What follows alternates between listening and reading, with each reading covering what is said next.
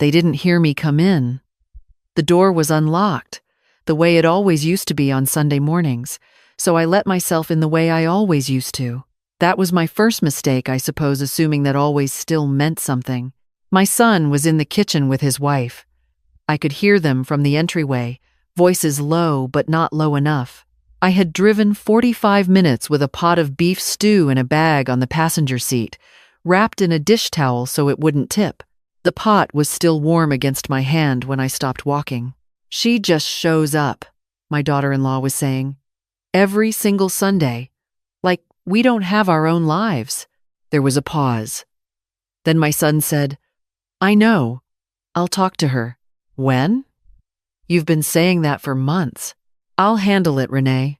I stood there in the entryway for what felt like a very long time. The coat rack to my left still had the little hook I had installed myself 12 years ago when my son and Renee first moved into this house. I had come over with a drill and a level and my husband, Gerald's old toolbox, 3 months after Gerald passed, because staying busy was the only way I knew how to keep breathing. My son had been grateful then.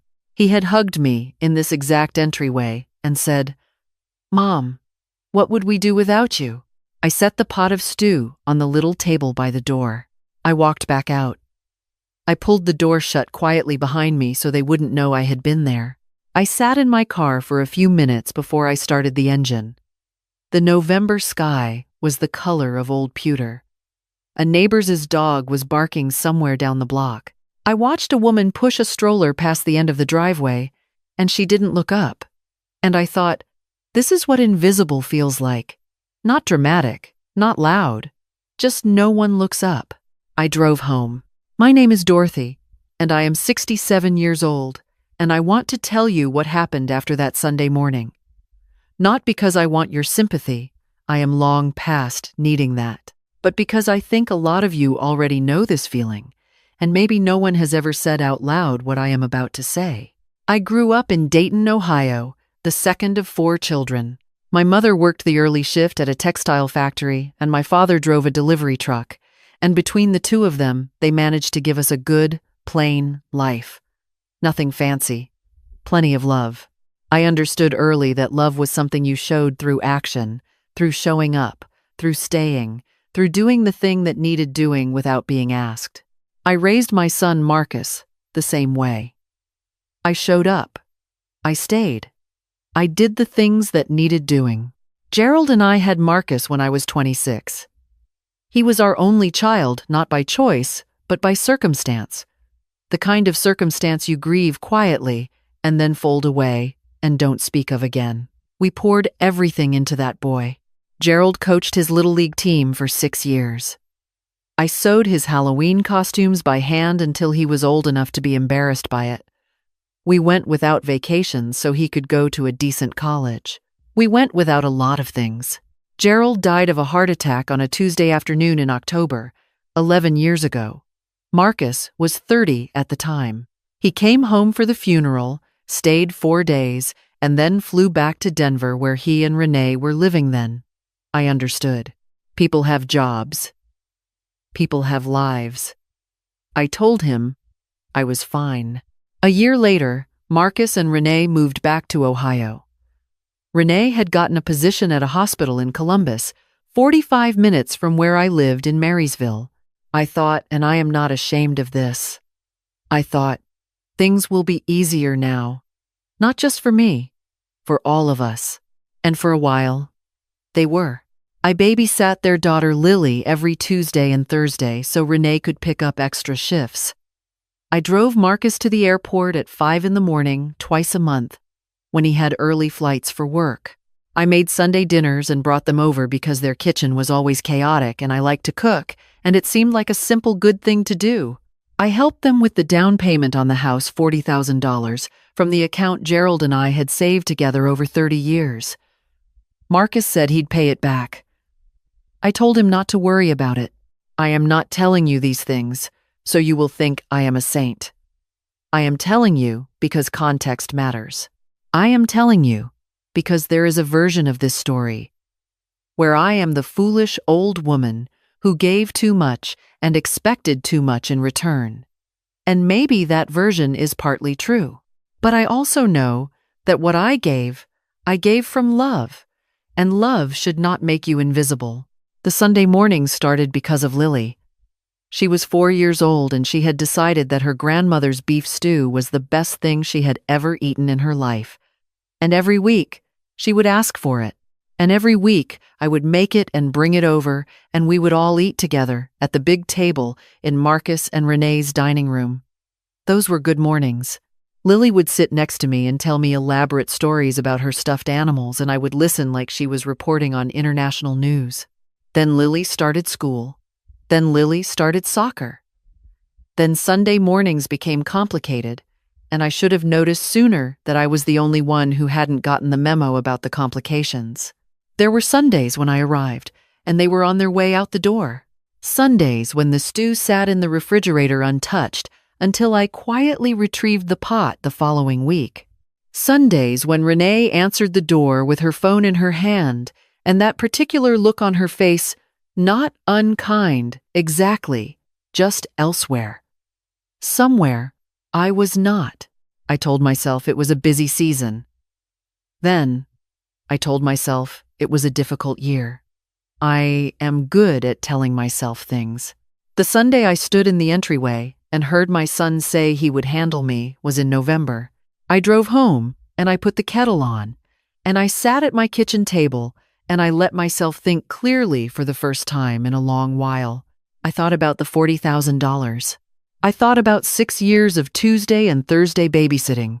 Every week, never once saying I was tired or had other plans. Even the Thursday I had a fever of 101 and drove over anyway because Renee had a double shift. I thought about the airport runs in the dark. I thought about the toolbox and the coat hook and the dish towel wrapped around a pot of stew. I thought about Lily, who still called me every few days and told me about her stuffed animals, who was 7 now and had recently informed me, very seriously, that I was her best friend. And then I thought about what I was going to do. I want to be honest with you about something. I did not go home that Sunday and immediately become a strong, clear-eyed woman who knew exactly what to do. I cried. I cried for a long time, sitting at my kitchen table with my tea going cold. I cried the way you cry when you realize that the thing you feared might be true has been true for longer than you let yourself know. I called my friend Patricia, who has been my closest friend since we were both young mothers in the same neighborhood in 1989. Patricia answered on the second ring, the way she always does, and I told her what I had heard, and there was silence on the line.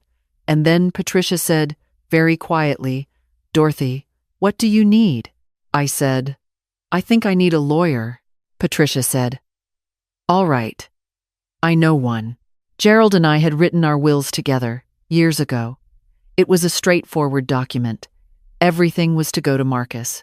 The house, the savings, the investments Gerald had made, carefully over 40 years. It had never occurred to me to write it any other way. I called Patricia's lawyer, a woman named Helen, on Monday morning. I explained my situation. Helen asked me a number of precise, practical questions, and I answered them, and at the end of the call she said, "You can come in Thursday, if that works." I said Thursday worked. I am not going to tell you that the decision was easy. It was not. There is something deeply unnatural about sitting across from a lawyer and removing your child's name from a document. I sat in Helen's office and I thought about Marcus at 4 years old, asking me to check under his bed for monsters. I thought about Marcus at 17, sitting in the car in the driveway after a hard game, not wanting to go inside yet. I thought about the way he used to call me every Sunday when he and Renee were still in Denver, just to talk. Where does that person go? I don't know. I think that person is still in there, somewhere. But a person can love someone and also protect themselves from that person. I had learned that from Gerald's death, actually that love and grief and self-preservation can all live in the same chest at the same time. I signed the new documents. Helen walked me through every page. I left the house to Lily, in a trust. I left the savings, what remained of them, divided equally between Lily's trust and a local organization that ran support programs for older women living alone. Helen shook my hand at the door and said, "Take care of yourself, Dorothy." I said, "That's exactly what I'm doing." I drove home, and I made dinner for one, and I ate it at my kitchen table, and I watched the light change outside the window, the way it does in November, fast and gray and final. I felt something I had not expected to feel. I felt calm. I want to tell you about what happened over the next few months, because I think it matters. I stopped going to Marcus and Renee's house on Sundays. I told myself I was giving everyone a little space. Truthfully, I also needed the time. I had spent so many Sunday mornings in their kitchen that I had half forgotten what I used to do with my own time. I started walking. I had walked when Gerald was alive. We both had. Every morning, 2 miles through the neighborhood, and then, after he died, I stopped. The way you stop a lot of things. I started again in December, early in the morning when the streets were quiet and cold and I could hear my own breath. It turned out that I had missed it. I signed up for a watercolor class at the community center. This was Patricia's suggestion, and I resisted it for 2 weeks, and then gave in. And I want to be clear, I am not talented. My first 3 paintings were genuinely difficult to look at, but there was something about standing in front of a piece of paper with a brush in my hand that felt like being very quietly awake. Marcus called me once in December. He said, "Mom, we haven't seen you. Are you okay?"